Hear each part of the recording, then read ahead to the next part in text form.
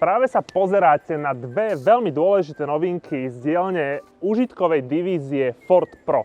Po mojej pravici stojí úplne nový Ford Transit Custom a po mojej lavici úplne nový rovnako Ford Transit Courier. A tieto dve autá prešli tento rok zmenou generácií a už na prvý pohľad sa naozaj výrazne zmenili.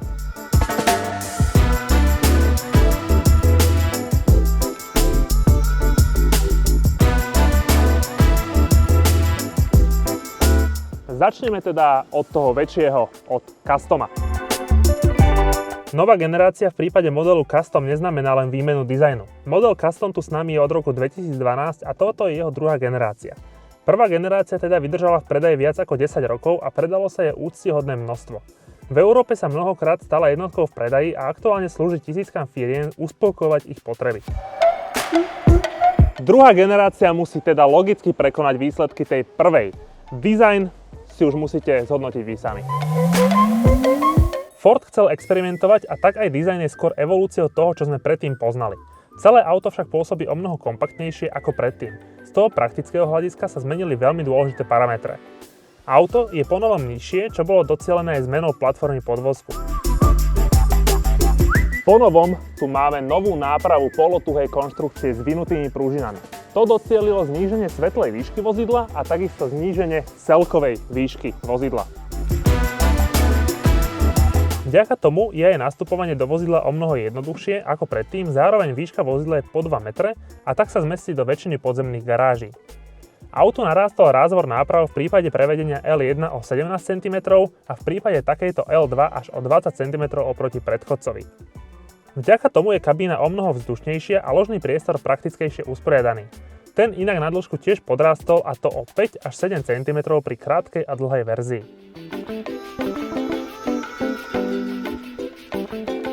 Veľmi dôležité a určite potešujúce zmeny sa odohrali aj pod kapotou nového Customu. Nájdeme tu však stále 2-liter diesel. Tie však jemne zmenili svoje parametre a dostupné sú vo výkonových verziách 136, 150 a 170 koní. Krúťací moment dosahujú 360 a 390 Nm. Čo však mnohých najviac poteší, je prítomnosť novej automatickej 8-stupňovej prevodovky. Tá konečne ponúka možnosť ťahať brzdený príves až s hmotnosťou 2,5 tony. Manuálna prevodovka dokonca dokáže ťahať až 2,8 tony. Ďalšou veľkou novinkou je príchod pohonu všetkých 4 kolies do modelu Custom. Stalo sa tak prvýkrát aj vďaka novej platforme. Nový Custom teda viete mať v kombinácii s najsilnejším motorom a automatickou prevodovkou aj ako štvorkolku. To ocenia hlavne spoločnosti, ktoré potrebujú Custom používať aj v ťažších podmienkach. A posledný parameter, občas ten najdôležitejší, aká je nosnosť. Začíname na 984 kg s vodičom a končíme na 1384 kg aj s vodičom. No čo, údaje vozidla vás dostali? Ak tie aj nie, tak výbava štandardná v Custome určite áno. Nový Custom diametrálne poskočil v ponúkanej aj základnej výbave. Spomeniem hlavne tie najväčšie prednosti tohto modelu. Už v základnej výbave vždy nájdete dvojicu displejov s uhlopriečkou 8 a 13 palcov. Pre displej infotainmentu máme samozrejme dostupné aj bezdrôtové Android Auto či Apple CarPlay.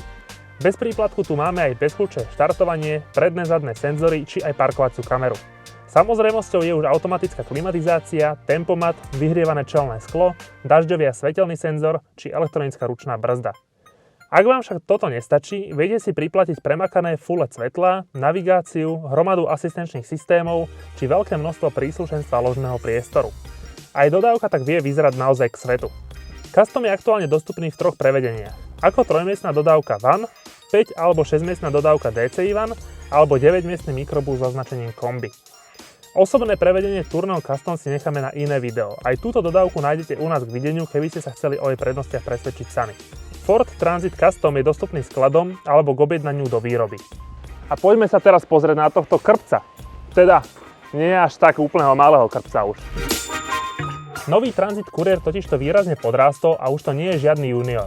Oproti predchodcovi totižto narástol takmer 20 cm a teda je už z neho naozaj dospelá dodávka nielen do mesta. Nový Transit Courier sa má hlavne páčiť a jeho úplne nový dizajn si ma osobne absolútne získal. Ford radikálne prepracoval prednú časť a celá karoséria dostala omnoho hranatejšie tvary. To, že sa stále jedná aj o mestskú dodávku, počiarkujú aj dostupné motorizácie. Okrem klasického dízlu s výkonom 100 koní, tu máme dostupný aj benzínový motor s výkonom 100 a 125 koní. Ideálna motorizácia pre zásobovanie mestských prevádzok a iných prác, ktoré vyžadujú krátke trasy. Transit Courier je v súčasnosti dostupný so 6-stupňovou manuálnou prevodovkou a aj 7-stupňovou automatickou prevodovkou.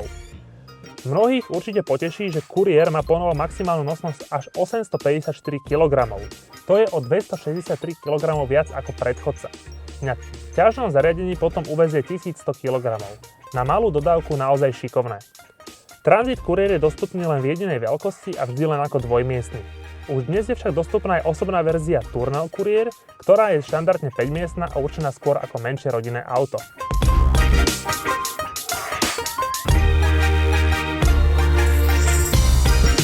Transit Courier nezaostáva za svojím väčším bratom ani čo sa výbavy týka. V základnej výbave nájdete dva 8-palcové displeje, parkovacie senzory, manuálnu klimatizáciu, asistent jazdných pruhov, či znova bezdrôtové Android Auto a Apple CarPlay. Za príplatok môžete mať vyhrievaný volant, sedačky a aj čelné sklo, ktoré je vždy aj akustické. Obe tieto vozidlá sú dostupné aj u nás v Trnave.